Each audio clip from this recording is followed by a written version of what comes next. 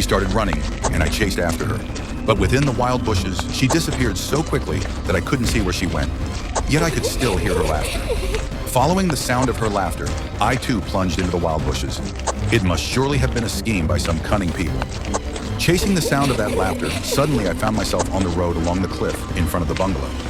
Now there was no sound of laughter and no wild bushes either. I stopped, stunned. One more step and I would have fallen thousands of feet below. This time I couldn't tell you a Gogol story, so I decided that this year I will tell you about a spooky incident that I witnessed with my own eyes. Whether that spooky incident was true or not, you will judge that yourselves. About 14 years ago, I first went to Gangtok, the capital of Sikkim, for a vacation. Everything had been planned beforehand, where I would stay and which hotel I would check into. But I didn't know anyone there. I was all alone.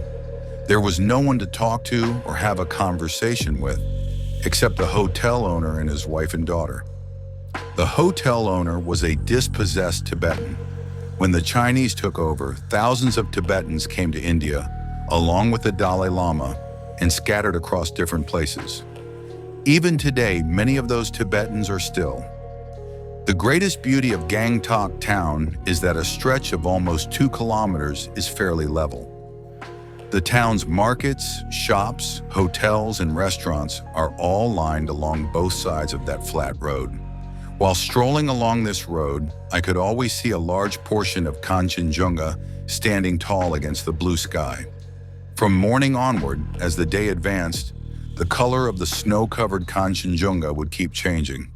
When you looked in that direction, everything else below appeared to be lower hilly regions, densely green with trees and shaded in blue. On the other side, through gaps between pine, deodar, and other trees, the police barracks and government offices could be seen. Walking along that flat path, I would go towards the palace of the former king, Chogyal. There, inside a Buddhist temple, I would see Tibetan lamas and devotees chanting mantras in a deep, solemn voice. And an eternal lamp was always burning there. An eternal lamp means a lamp which, once lit, never extinguishes. To Tibetan Buddhists, this eternal lamp is considered an object of great virtue. 2 days later, a Bengali gentleman came and struck up a conversation with me. He was a correspondent for a news agency. I asked him, "How did you know that I had come here?" The journalist smiled and said, "No piece of news ever stays hidden from us. A journalist friend from a newspaper in Kolkata informed me over the telephone that you had come to Gangtok. As soon as I got the news, I checked the hotels and found out that you were staying in this one. So I came to meet you." I was also glad to meet the gentleman. He took me to his home and introduced me to his wife. I quickly became good friends with their cheerful daughter as well. She would tell me many stories about Gangtok. The journalist showed me everything in Gangtok that was worth seeing. He was the one who introduced me to military captain T.K. Basu. T.K. Basu meaning Tapas Kumar Basu. In a place like Gangtok, getting acquainted with a Bengali military captain is truly a matter of good fortune. Captain Basu became such a friend of mine after just one meeting that the very next day he invited me to lunch at their military mess. He said, "You stay ready at the hotel. If I cannot come myself, I will send a car. The military driver will look for you and bring you along." In a place like Gangtok, I was truly delighted to have found a captain like him. The next day, a military uniformed Sardarji, that is, a Sikh driver, arrived at the hotel at 11 o'clock. I was sitting in the restaurant on the ground floor of the hotel, and as soon as the Sardarji driver mentioned my name to the hotel owner, he pointed me out. The Sardarji handed me a note. It read, "Brother, the driver Yashaban Singh will bring you. Please come along with him. Yours, Tapas." I got into a jeep with Yashaban Singh and set off. Traveling along the flat but hilly road, I was honestly quite scared on the way to the military mess. The mess was situated on top of a hill. The road was so steep and upright that even a slight slip to either side would send us straight to the afterlife. Anyway, we reached the mess with a lawn in front. There wasn't even enough space for a car to make a full turn. The mess room was quite large. Besides Captain T.K. Basu, there were several other gentlemen and ladies present. The gentlemen were officers of various ranks, and the military doctor among them was an Oriya. Even though there was no other Bengali except Captain Basu, I got along very well with everyone. A variety of dishes had been prepared, all traditional. The mutton, biryani, and kebabs were incomparable. By the time we finished eating, it was almost 3 in the afternoon. Captain Basu was in charge of the mess, and right beside the mess were his small quarters, 2 tiny rooms like a cottage. While we were resting there, Captain Basu said to me, "North Sikkim is under military control.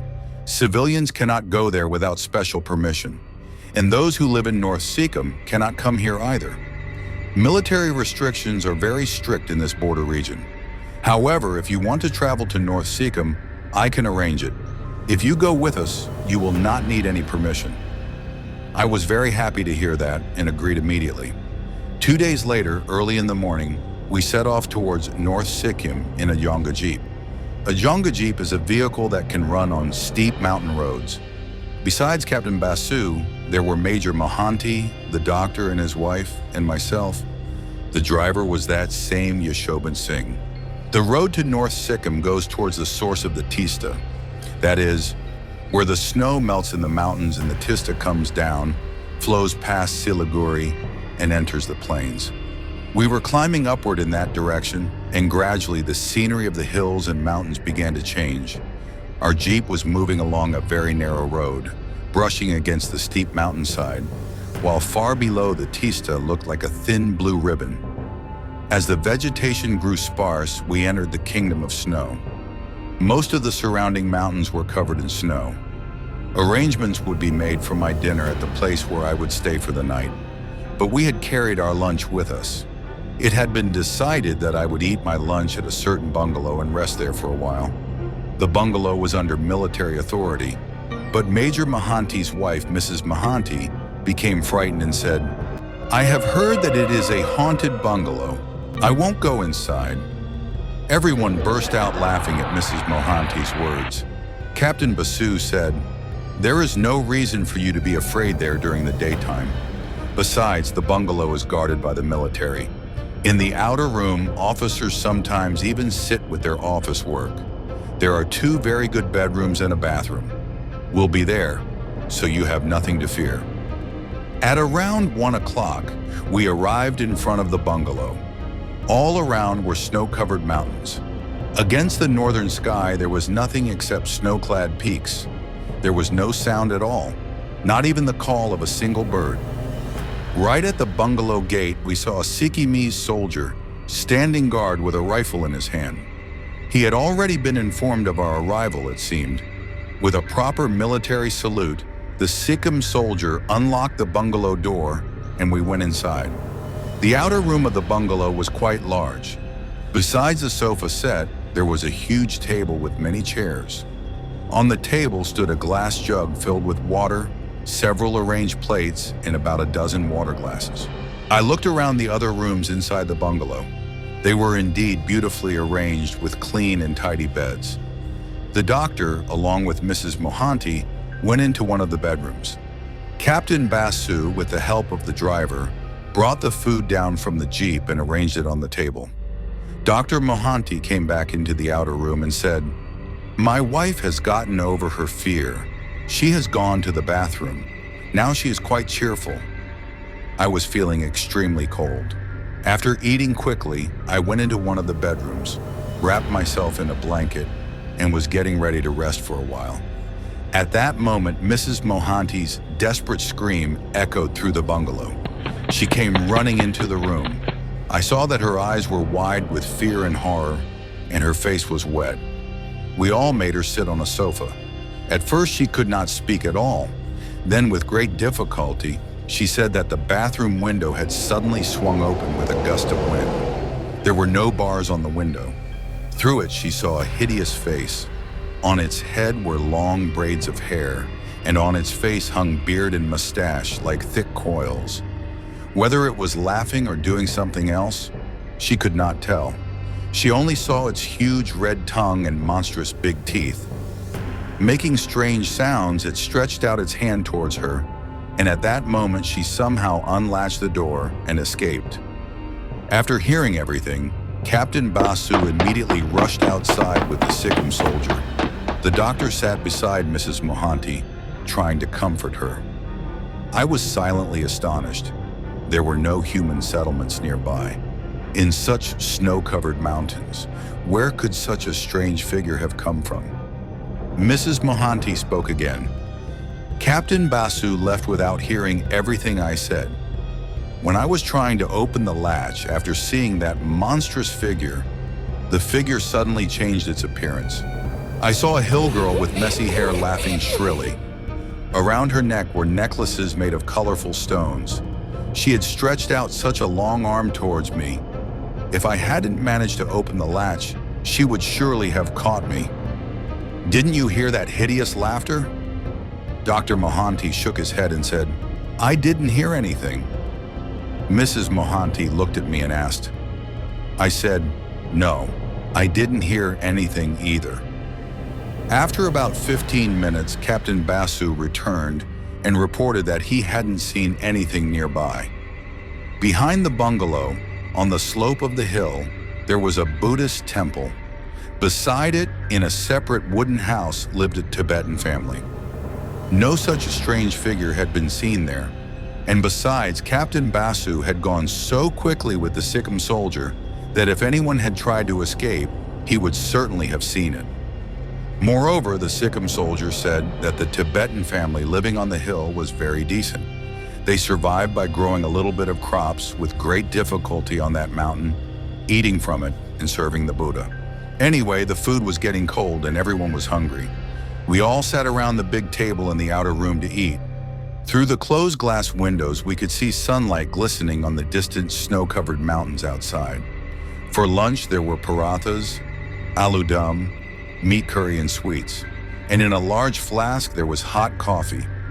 After telling Captain Basu, I went into one of the bedrooms. After coming a long way in the Yonga Jeep and eating a full meal, the cold seemed to hit me even harder. I lay down wrapped in a blanket. I needed sleep, but sleep wasn't coming. I just wanted to rest a bit. Lying there, I kept thinking about the incident Mrs. Mohanty had seen. Thinking and thinking, I must have drifted into a light doze. Suddenly, I heard someone walking around inside the room, and with every step, there was a tung sound. A sweet fragrance was reaching my nose. My drowsiness disappeared, and I opened my eyes. I saw a strange-looking girl entering the bathroom, but the bathroom door remained open. Was the door already open? I couldn't remember. Perhaps I had been dreaming in that half-sleep. Somehow I pushed off the blanket, got down from the bed, pulled the bathroom door shut, and then lay down again. Perhaps I dozed off again for a moment. Suddenly, I heard someone walking on the floor of the room. I opened my eyes and was shocked to see a man, dressed in red from his neck down to his knees, walking from one of the windows to the door. He was wearing socks and shoes, and though he had a cap on his head, long hair was spilling out from underneath. He also had a fair face with a mustache and beard. Strange. Where did he come from? I sat up and asked, "Who are you? How did you get into this room?" The man glanced at me once. Then he opened the bathroom door, went inside, and shut it behind him. Was it really a haunted bungalow? I got out of bed, slipped on my shoes, and opened the bathroom door. There was no one there. Only the glass panels of the large window were wide open. Outside the window were wild bushes and shrubs. I stepped forward and leaned closer to look outside through the window. Immediately, the bathroom door slammed shut with a loud sound. I jumped towards the door and pulled at the panel, but someone had locked it from outside. I shouted, "Will Captain Basu please open the door?" Just then, I heard a burst of giggles near the window. I turned around and saw a mountain girl with messy hair standing outside the window and laughing. Her face was not bad at all. From her neck down to her chest, she was covered in necklaces made of colorful stones. To me, she seemed nothing but a mad girl. I rushed toward her. She didn't get scared. Instead, she stretched one hand inside. I tried to grab her hand, but she quickly pulled it back. I then reached out to grab her messy hair. She stepped back and began giggling again. I got so furious that I climbed onto the big window and jumped out. The girl probably never imagined I could do such a thing. She started running, and I chased after her. But within the wild bushes, she disappeared so quickly that I couldn't see where she went. Yet I could still hear her laughter. Following the sound of her laughter, I too plunged into the wild bushes. It must surely have been a scheme by some cunning people. Chasing the sound of that laughter, suddenly I found myself on the road along the cliff in front of the bungalow. Now there was no sound of laughter and no wild bushes either. I stopped, stunned. One more step and I would have fallen thousands of feet below. In the northern sky, colors were playing on the snow-covered mountains. I walked toward the bungalow. I saw the Sikkim soldier standing on the bungalow veranda. Entering the room, I found Dr. Major Mohanty and Captain Basu lying on two small sofas, asleep. At the sound of my footsteps, Captain Basu opened his eyes. He asked, "When did you go out again in the meantime?" I said, "I just came from the room and I'm telling you." I went into the room where I had been lying and looked at the bathroom door. I was astonished. The bathroom door was indeed bolted from the outside. Who could have locked it?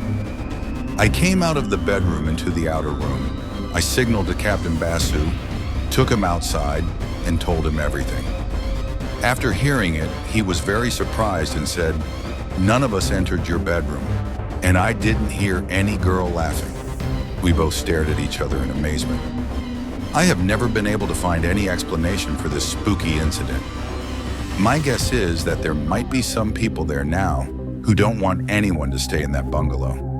While leaving that place, I asked the Sikkim soldier if he had ever seen anything like that. He clearly said, "No. If I ever saw something like that, I would have opened fire." Unfortunately, I had neither a gun nor a revolver with me, but Captain Basu and Dr. Major Mohanty both had revolvers.